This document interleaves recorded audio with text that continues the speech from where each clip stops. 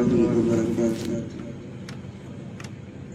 الحمد لله رب العالمين والعاقبة للمتقين ولا عدوان إلا على الظالمين، وأصلي وأسلم على أشرف الأنبياء والمرسلين نبينا محمد وعلى آله وصحبه أجمعين. أما بعد. നമുക്കെല്ലാം അറിയുന്ന പ്രഗത്ഭനായ സഹാബിയാണ് അബൂദർദ റളിയല്ലാഹു അൻഹു. ധാരാളം ഹദീസുകൾ അദ്ദേഹത്തിലൂടെ അവതരിപ്പിക്കപ്പെട്ടിട്ടുണ്ട്. അല്ലാഹുവിന്റെ റസൂലിന് ഏറ്റവും കൂടുതൽ പ്രിയപ്പെട്ട ഒരു സഹാബി കൂടിയായിരുന്നു അബൂദർദ റളിയല്ലാഹു അൻഹു.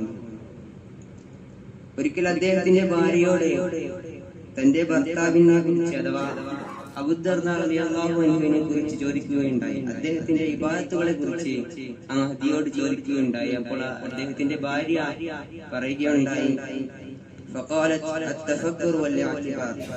അബൂദർദ റളിയല്ലാഹു അൻഹുയുടെ ഏറ്റവും വലിയ ഒരു ഇബാദത്തായിരുന്നു അത്തഫക്കുർ. അദ്ദേഹം ധാരാളമായി ചിന്തിക്കുന്ന ആളായിരുന്നു.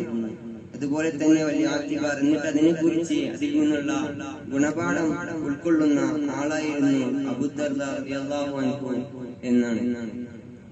നമുക്കറിയാം, പരിശുദ്ധ ഖുർആനിൽ അല്ലാഹു സുബ്ഹാനഹു വ തആല അങ്ങേയറ്റം പ്രോത്സാഹിപ്പിച്ചിട്ടുള്ള കാര്യമാണ് അഫലാ തതഫക്കറൂൻ അഫലാ തഅഖിലൂൻ.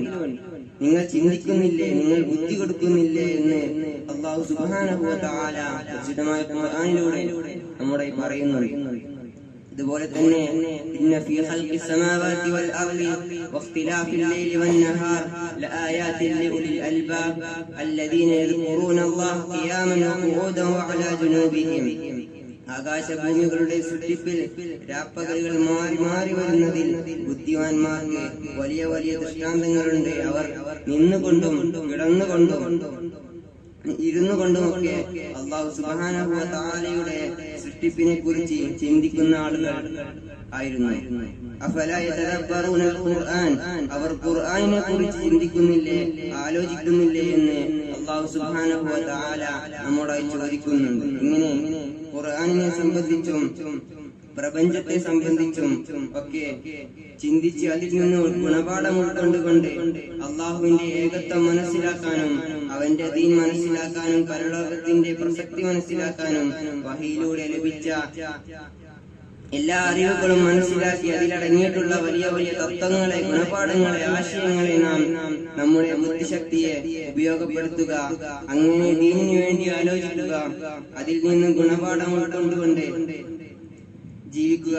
അത് ഏറ്റവും വലിയ ഒരു ഇബാദത്തായിട്ടാണ് പണ്ഡിതന്മാർ കണ്ടിരുന്നത്. പരിശുദ്ധ ഖുർആൻ വളരെയേറെ പ്രോത്സാഹിപ്പിച്ചിട്ടുള്ള കാര്യം കൂടിയാണ് ഇത്. അതുകൊണ്ട് ആ ചിന്തിക്കുന്ന ചിന്തകൾക്ക് പോലും വലിയ വലിയ പ്രതിഫലം ഉണ്ടെന്ന് നാം മനസ്സിലാക്കുക.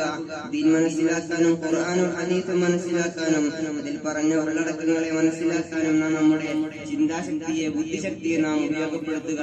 അല്ലാഹു സുബ്ഹാനഹു വ തആല നമ്മെ എല്ലാവരെയും അനുഗ്രഹിക്കുമാറാകട്ടെ. അഖൂലു ഖൗലി ഹാദാ അസ്തഗ്ഫിറുല്ലാഹ ലി വ ലക്കും വസ്തഗ്ഫിറുഹു ഇന്നഹു ഹുവൽ ഗഫൂറുർ റഹീം.